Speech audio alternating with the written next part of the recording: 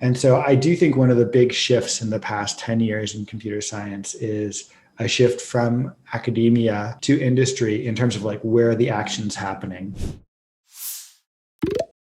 Something you brought up, which is particularly interesting to me, is all the research that a lot of these large tech companies are doing. Is there a certain point where universities are not going to be publishing the most advanced research? I guess in theory they aren't. I mean, NVIDIA or Facebook or some of these companies are really doing the most cutting edge stuff with a lot of the kind of deep learning methods. Like, what do you see that future landscape looking like? Yeah, that's a super fascinating question.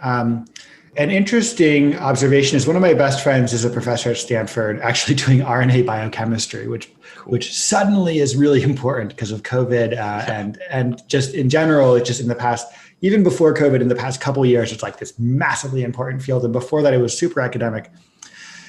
And he kind of pointed out something to me, which I didn't quite realize, which is it depends on the field, whether the really good stuff's happening in academia or whether it's happening in industry. And it's related to a couple of different issues, like things that tend to be like hyper mathematical or require like incredible amounts of just very difficult to achieve expertise. Like academia actually excels at that. So math is a perfect example. Like the best mathematicians in the world are in academia. And in other fields, like maybe let's say drug discovery, it requires a lot of expertise, but the limiting thing is how much money it costs to do. And in those fields, the best research is happening in industry for a variety of reasons. Money is the big reason. And then sometimes it flips. And I actually think that what we're seeing right now in computer science is a flip. So 10, 15 years ago, even, a lot of the most important machine learning that we all use today was academic research 15 years ago. A long time ago, yeah. Yeah, well, some of it a long time ago, yeah. But even the like deep learning stuff, that was all published in academia not that long ago. So it really did, if not for academia in some ways, we wouldn't have deep learning. So that's, but as the cost of doing deep learning becomes incredibly expensive, basically.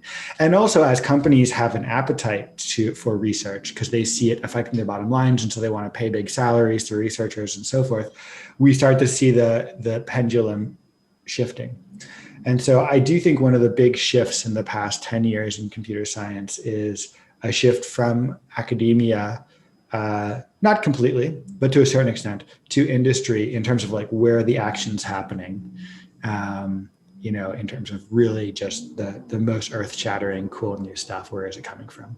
That's awesome. And, I'd like to relate this back to your own personal story. Is that one of the reasons why you decided to move into industry from your academic work? Or? Yeah, well, I think yes, although I didn't look at it at the time that way. So I think, I said, well, just someone said you should go to academia.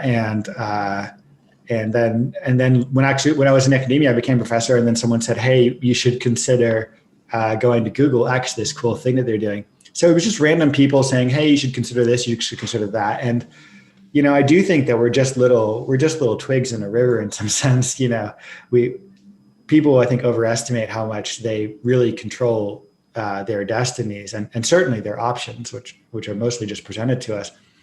But so I was just floating along, but I did do this shift from academia to industry. And in looking back on it in retrospect, I realized that a lot of my friends in academia, great professors and stuff, are now at Google, Apple, and places like that.